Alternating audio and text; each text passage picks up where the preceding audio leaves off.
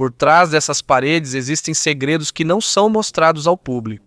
Projetos do governo que são realizados em silêncio, armas, vigilância e experimentos que não são revelados. E o mais surpreendente é que até mesmo os próprios cidadãos desses países não sabem de nada. Neste vídeo, vamos conhecer os 15 edifícios mais secretos do mundo. Mas antes de continuarmos, deixe seu like neste vídeo. Isso é muito importante para criadores de conteúdo. Muito obrigado. Vamos começar pelo número 15, o ADES Florence. Existe uma instalação que quase ninguém viu por dentro. O nome oficial dela é Penitenciária Administrativa de Segurança Máxima dos Estados Unidos, mas ela é mais conhecida como Supermax. E de acordo com o ex-diretor, é como uma versão limpa do inferno. Não foi simplesmente construída por acaso. Em outubro de 1983, 2 guardas prisionais foram mortos por membros de uma gangue violenta lá dentro. Por causa disso, o Departamento Federal de Prisões percebeu que havia criminosos que não podiam mais ser controlados em prisões comuns. Eles precisavam de um tipo diferente de sistema, mais rigoroso, mais controlado. Então, em 1994 foi inaugurado o ADX, e aqui o conceito é diferente. Não são apenas os guardas que fazem a vigilância. O próprio design do prédio é que controla tudo. Cada preso mora em uma cela de cerca de 2 metros de largura por 3,6 metros de comprimento. Tudo está lá dentro. Cama, mesa, cadeira, pia e vaso sanitário feitos de concreto sólido. Nada pode ser movido. Tem uma janela, mas não é normal. Ela é bem fina. Tem cerca de 10 centímetros de largura e ainda é inclinada. Isso foi feito para que o preso não saiba onde está ou o que há lá fora. Tudo o que ele pode ver é o céu. A comida é passada apenas por um pequeno buraco na porta.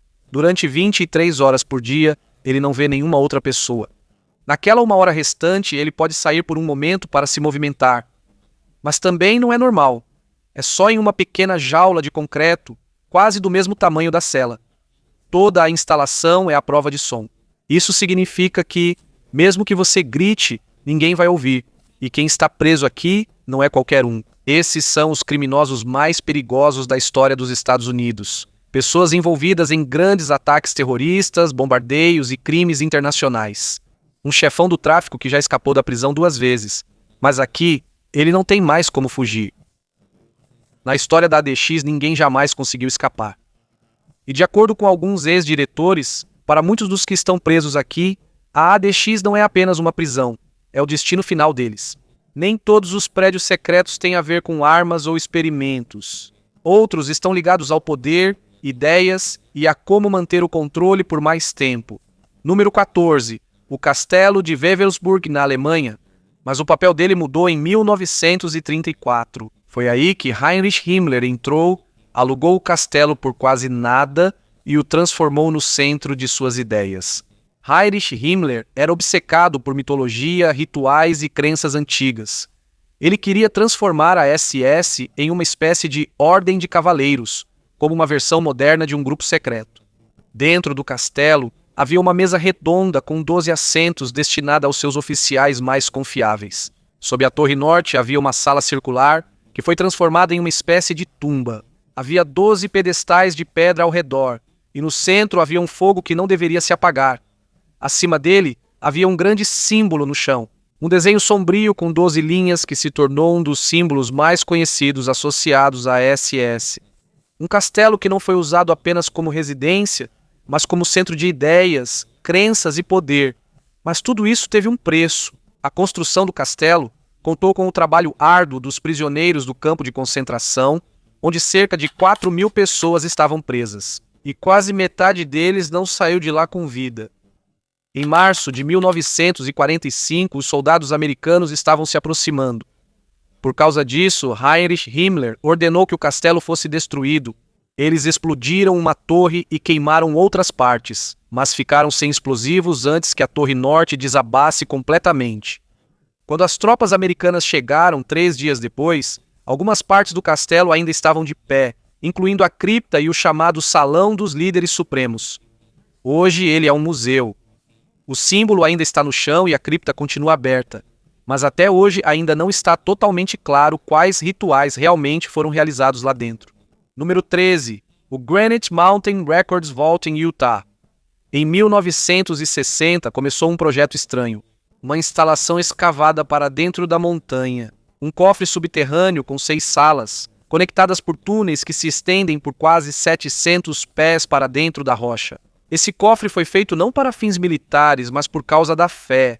Eles acreditam que podem realizar rituais religiosos para as pessoas que já faleceram. Mas primeiro eles precisavam identificar quem eram essas pessoas. Por isso começaram a coletar registros de vários países. Registros de nascimento, registros de casamento e outros documentos familiares. Segundo eles, possuem registros de mais de 12 bilhões de pessoas falecidas, e ainda mais do que a população atual do mundo. E não contém apenas registros familiares. Também há livros manuscritos, registros financeiros e documentos de líderes importantes da igreja. E o que mais está guardado lá, eles ainda não revelaram completamente. Eles dizem que não é secreto, mas sim seguro. Mas o próprio cofre permanece fechado, escondido dentro da montanha e contendo os nomes de 12 bilhões de pessoas atrás de portas que podem resistir até mesmo a uma guerra nuclear.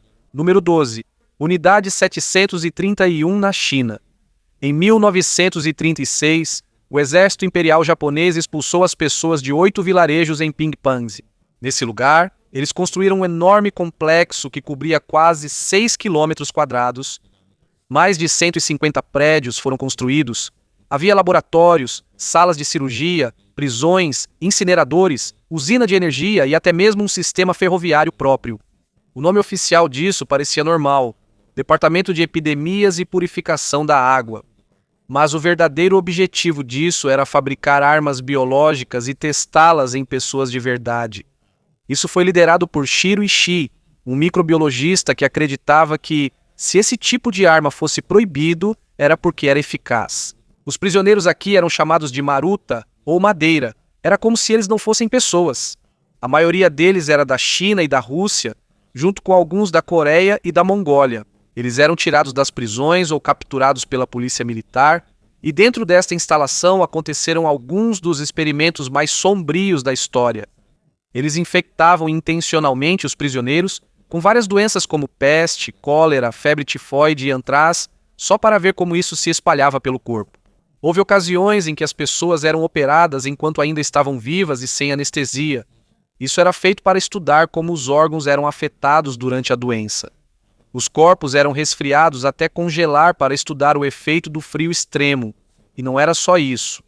Eles também criaram pulgas portadoras da peste em grande quantidade. Em apenas alguns dias, eram capazes de produzir quase 30 quilos de bactérias vivas. Isso foi usado em testes de campo, com bombas de pulgas infectadas lançadas sobre cidades na China. Só dentro da própria instalação, estima-se que mais de 3.000 pessoas morreram. E se incluirmos o efeito das armas biológicas fora da instalação, o número de vítimas chega a 100.000. Quando a guerra terminou em agosto de 1945, Shiro Ishii ordenou que todas as evidências fossem destruídas.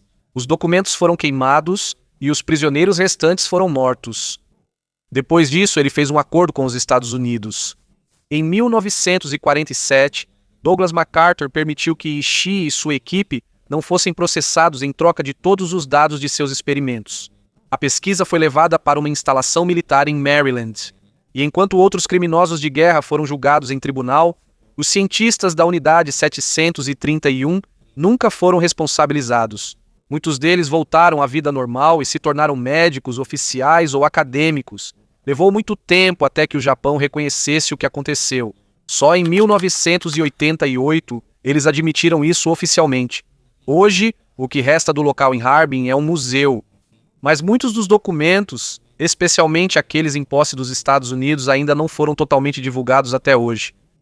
Number 11. Kapustin. Em maio de 1946, um ano após a Segunda Guerra Mundial, a União Soviética decidiu construir um novo local de testes em um deserto remoto. Ele está localizado a cerca de 500 quilômetros de Moscou e quase 100 quilômetros da antiga Stalingrado. Eles o chamaram de Kapustin Yar, que significa Ravina do Repolho.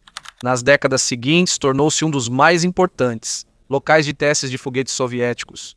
Foi aqui que eles testaram os primeiros foguetes V-2 que conseguiram da Alemanha, junto com os cientistas alemães que também trouxeram. O primeiro lançamento aconteceu em 18 de outubro de 1947. Desde então, quase todos os principais programas de mísseis soviéticos foram testados aqui. Em 1956, também foi aqui que ocorreu o primeiro teste de ogiva nuclear lançada por míssil. No total, mais de 11 explosões nucleares neste local ocorreram durante a Guerra Fria. Aviões espiões dos Estados Unidos no fim dos anos 1950 identificaram locais de lançamento, pistas, radares e muitos prédios de finalidade desconhecida. Além disso, havia outro relatório estranho. Em 19 de junho de 1948, foi detectado um objeto não identificado voando sobre a base. O Kapustin Yar ainda está ativo até hoje e já realizou mais de 24 mil lançamentos de mísseis e foguetes. Um lugar cheio de experimentos e mistérios que até hoje não é totalmente compreendido. Número 10. Porton Down, no Reino Unido. Na tranquila zona rural de Wiltshire, existe uma instalação que já existe há muito tempo, mas raramente é mencionada pelo governo. E desde 1916 experimentos têm sido realizados aqui que não são facilmente revelados ao público. O nome oficial agora é Laboratório de Ciência e Tecnologia de Defesa. O que eles fazem é pesquisa de defesa química e biológica. Isso começou durante a Primeira Guerra Mundial como um local para fabricar e testar armas químicas. Naquela época, a permissão que lhes foi dada não era suficiente. Isso não atenderia mais aos padrões de hoje. Quando chegou a Segunda Guerra Mundial, a pesquisa se expandiu ainda mais e passaram a estudar armas biológicas. Em 1942, eles conseguiram fabricar uma bomba de antraz. Por causa disso, a ilha ficou perigosa por mais de 40 anos e só foi considerada segura em 1990. Depois da guerra, as forças aliadas descobriram algo. A Alemanha havia desenvolvido agentes nervosos mais avançados, como o sarin. Por isso também foi logo estudado em Porton Down. Entre 1951 e 1989, mais de 20 mil militares britânicos participaram dos experimentos. Mas a maioria deles não sabia o que realmente estava sendo testado neles. Só diziam para eles que era um teste de pesquisa. No dia 6 de maio de 1953, um engenheiro da Força Aérea Real de 20 anos, chamado Ronald Madison, participou de um teste. Uma pequena gota de sarin foi colocada em seu braço. Depois de 45 minutos ele morreu. A primeira investigação foi feita em segredo e chamaram de acidente.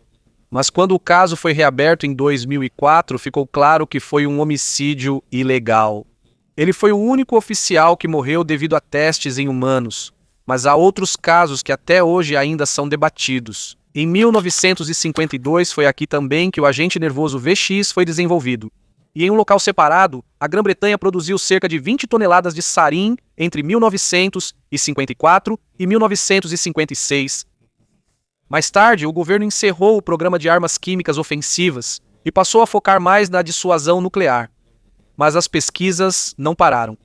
Os estudos sobre como proteger as pessoas continuaram. Foram desenvolvidos antídotos e buscou-se entender como esses produtos químicos se espalham. Em abril de 2018, também foi aqui que identificaram o veneno usado no envenenamento do ex-espião russo Sergei Skripal e de sua filha. Foi identificado como um agente neurotóxico Novichok.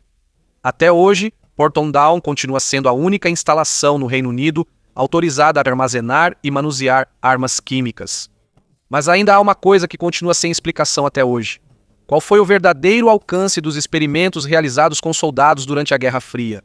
Houve investigações e compensações concedidas, mas muitos detalhes ainda não foram divulgados ao público. E o próprio prédio onde os experimentos foram realizados ainda está de pé até hoje, e as pesquisas continuam até agora. Número 9 é o Pine Gap, na Austrália. A cerca de 18 quilômetros de Alice Springs, no meio do deserto, existe uma instalação que parece ter vindo de outro mundo. Quando foi construída em 1966, foi chamada de Instalação Conjunta de Pesquisa Espacial de Defesa. Parecia ser apenas sobre astronomia ou rastreamento de satélites, mas o papel dela é bem diferente. Pine Gap é uma das instalações de inteligência mais importantes da CIA fora dos Estados Unidos. E, de acordo com alguns pesquisadores, é um dos lugares mais importantes para a vigilância. Por estar no hemisfério sul, seus satélites conseguem monitorar quase um terço do mundo, incluindo a China, Coreia do Norte, parte da Rússia, Oriente Médio e o Oceano Índico. Durante muitos anos, o governo australiano admitiu que existe essa instalação, mas eles não dizem realmente o que é feito aqui. A explicação oficial é que isso ajuda a monitorar mísseis e o controle de armas, mas essa não é toda a história. Em 1980, o pesquisador Desmond Ball publicou um estudo afirmando que isso era usado para sinais. E em 2013 surgiram documentos de Edward Snowden que comprovaram isso.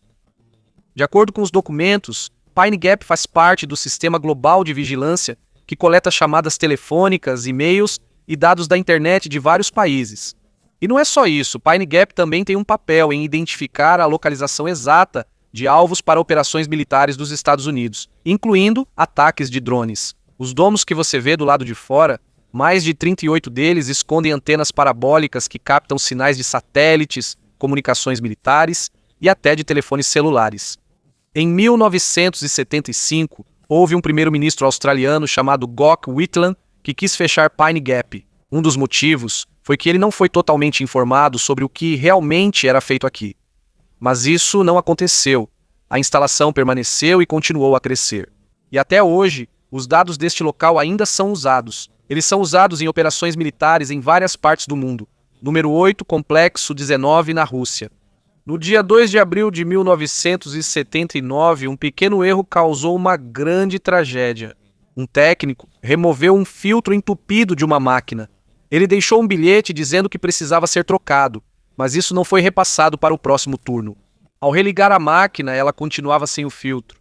Em poucas horas, o antraz usado como agente biológico se espalhou pelo ar, sendo levado para fora da instalação e se espalhando pela cidade vizinha. Nas semanas seguintes, pelo menos 68 pessoas morreram, mas acredita-se que o número real seja ainda maior.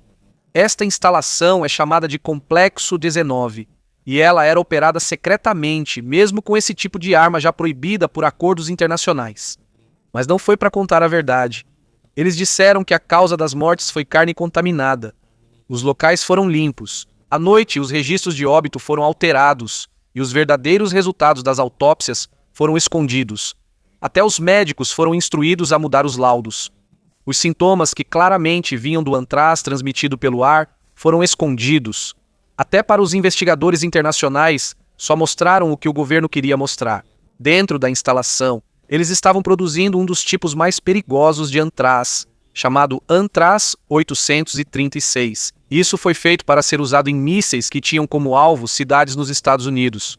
A produção era contínua, dia e noite, e ninguém de fora sabia disso. Até 1992, quando Boris Yeltsin admitiu o que realmente aconteceu. Só então foi comprovado que o surto veio da própria instalação militar. Hoje, os prédios do Complexo 19 ainda estão lá, e até agora ainda não está aberto para inspeção internacional. Número 7 é o Fort Detrick, em Maryland. Dentro de uma base militar segura nos Estados Unidos, encontra-se um dos centros de pesquisa biológica mais importantes do país. Desde a Segunda Guerra Mundial, esse local tem sido usado para estudar doenças, bactérias e outros agentes biológicos.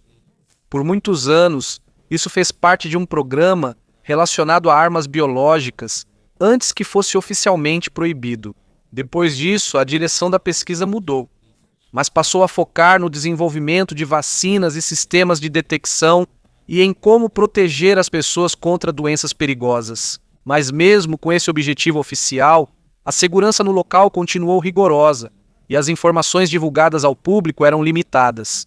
E até hoje os experimentos e estudos continuam lá dentro, longe dos olhos da maioria. Número 6 é o Plum Island Animal Disease Center, em Nova York. A cerca de 3 milhas da costa de Long Island existe uma ilha que não é facilmente acessível ao público. Desde 1954 até 2012, esse foi o principal centro de pesquisas dos Estados Unidos para doenças perigosas de animais. No centro da ilha, há um complexo simples de edifícios, de cor cinza, cercado por uma cerca, e só é possível entrar pela balsa do governo. Mas por muitos anos, esse lugar foi um dos mais controversos. Não só por causa das coisas confirmadas que acontecem aqui, mas também por causa das coisas que nunca foram totalmente explicadas. O principal objetivo do lugar é estudar a febre aftosa, uma doença que pode causar grandes prejuízos à indústria pecuária. Como ela se espalha muito rápido, a instalação foi colocada em uma ilha para evitar que a doença chegue ao continente. Foi investigada uma possível conexão, mas isso foi oficialmente negado. Nem todos acreditaram. Uma questão se tornou ainda mais controversa: a doença de Lyme. Essa doença foi detectada pela primeira vez em uma cidade de Connecticut, em 1975, a apenas algumas milhas da ilha Plum. Essa doença é transmitida por carrapatos. E de acordo com documentos que vieram à tona após a Segunda Guerra Mundial, os militares dos Estados Unidos fizeram experimentos com doenças transmitidas por carrapatos. Um cientista chamado Willy Bergdorfer trabalhou nesse tipo de pesquisa e, antes de falecer, ele admitiu que havia trabalhos que não foram divulgados ao público sobre o uso de carrapatos como armas. Mas até agora não há evidências claras de uma conexão direta entre a ilha Plum e o surgimento da doença de Lyme. O problema é que muitos registros ainda não foram divulgados. Em 2012 foi anunciado que a instalação seria substituída por um novo biolaboratório no Kansas. A ilha foi colocada à venda. Os prédios ainda estão de pé e os documentos continuam secretos. Até hoje, a ilha ainda está lá, silenciosa, fechada ao público e cheia de perguntas que ainda não têm respostas claras. Mas há outro tipo de lugar, aqueles que não são apenas secretos, mas também cercados de especulações. Lugares onde faltam informações, por isso há mais perguntas do que respostas. Número 5. O HAARP, no Alasca. A cerca de 200 milhas de Anchorage, há um local de pesquisa que chama a atenção. Tem uma aparência diferente. Você pode ver quase 180 torres de antena. Cada uma tem cerca de 72 pés de altura, dispostas em uma espécie de grade no meio de um terreno amplo. Este é o Programa de Pesquisa Ativa de Aurora de Alta Frequência, ou ASARP. Foi construído em 1993 pela Força Aérea e Marinha dos Estados Unidos, com um custo de 290 milhões de dólares. Durante muitos anos, várias teorias circularam sobre isso. Alguns dizem que ele pode controlar o clima, outros dizem que pode causar terremotos, e há quem diga que ele pode controlar a mente das pessoas. O que o HAARP realmente faz é enviar ondas de rádio para a ionosfera, a parte mais alta da atmosfera da Terra. Há muitas partículas carregadas que afetam a propagação dos sinais de rádio. Isso é importante para sistemas de comunicação como GPS, comunicação militar e sinais de longa distância. O objetivo do HAARP é entender como isso funciona e como melhorar a tecnologia de comunicação. Por isso, é impossível para ele controlar o clima ou causar terremotos. Agora está aberto para pesquisas públicas e é mais transparente do que antes. Mas até hoje isso ainda é discutido. Não por causa do que faz, mas por causa do que as pessoas pensam sobre isso. Número 4 é o Complexo Yamantal, na Rússia. Nas montanhas Urais do Sul, há uma montanha chamada Yamantal. O nome dela significa montanha ruim ou montanha do mal. Desde antigamente, esse lugar já era conhecido por ser difícil de habitar, com muita lama, natureza selvagem e cheio de animais ferozes. No final da década de 1970, começou um grande projeto de construção dentro e ao redor dessa montanha. Ainda não há explicação clara sobre o que está sendo feito lá. A inteligência dos Estados Unidos percebeu isso por causa da escala da operação. Milhares de trabalhadores, novas estradas e ferrovias e uma cidade inteira construída para quem trabalhava lá. Essa cidade foi posteriormente chamada de Medjugorje. Tem uma população de quase 16 mil pessoas, mas mesmo sendo uma cidade, ninguém pode simplesmente entrar lá. Os postos de controle são rígidos e controlam o movimento das pessoas. E mesmo quando a economia da Rússia entrou em colapso nos anos 1990, numa época em que professores e funcionários não recebiam seus salários, a construção em Yamantal não parou. Foi aí que tudo ficou ainda mais suspeito. Se o país estava sem dinheiro, por que um projeto tão grande continuava? A Rússia deu várias explicações diferentes sobre isso. Às vezes diziam que era um local de mineração, outras vezes um depósito de alimentos, às vezes um repositório de tesouros nacionais e, em outras ocasiões, um bunker para o governo em caso de guerra nuclear. Mas nenhuma dessas explicações convenceu os analistas. A teoria mais aceita atualmente é que isso é um centro de comando subterrâneo, um lugar capaz de manter as operações do governo e dos militares mesmo em caso de ataque nuclear. E também está conectado a um sistema chamado Dead Hand, um sistema automático de retaliação nuclear que pode lançar mísseis mesmo que não exista mais uma estrutura de comando viva. Se isso for verdade, mesmo sem liderança, ainda há um sistema capaz de retaliar.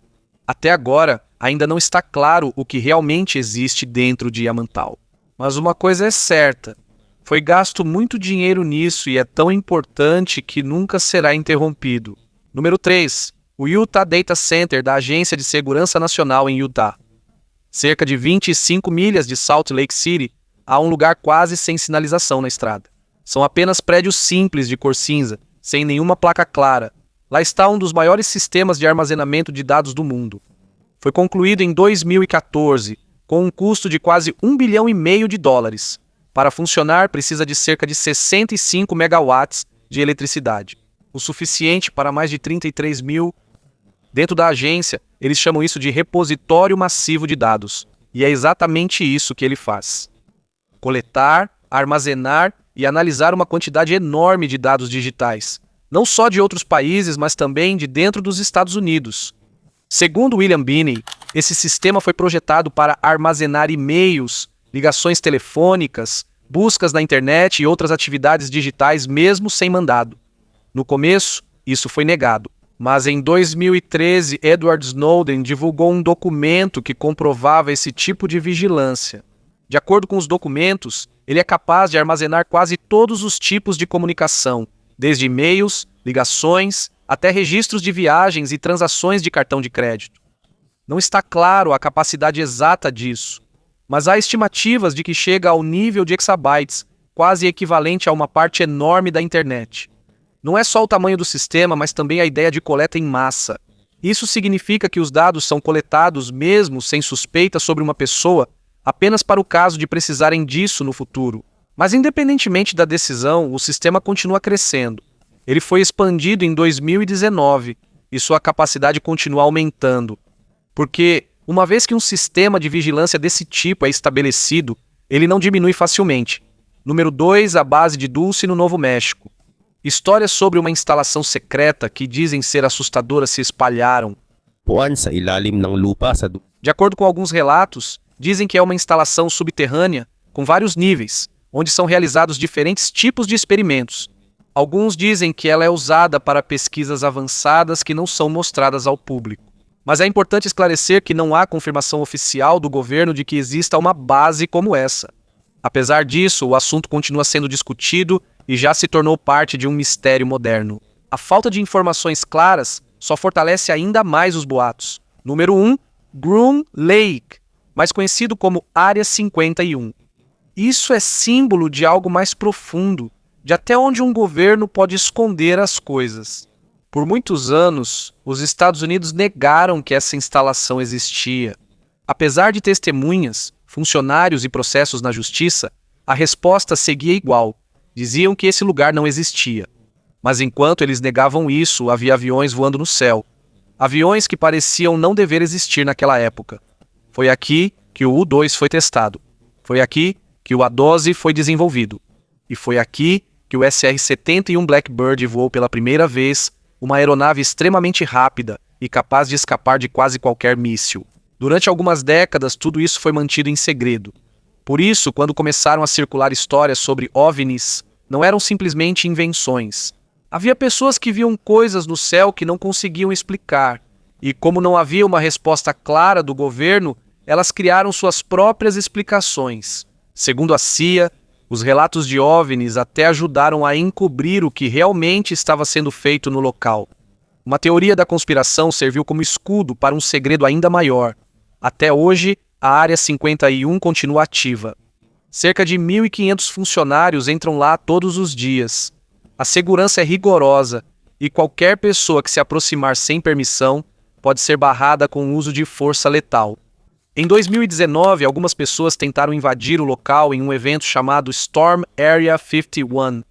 Milhares de pessoas foram ao deserto, mas ninguém conseguiu entrar.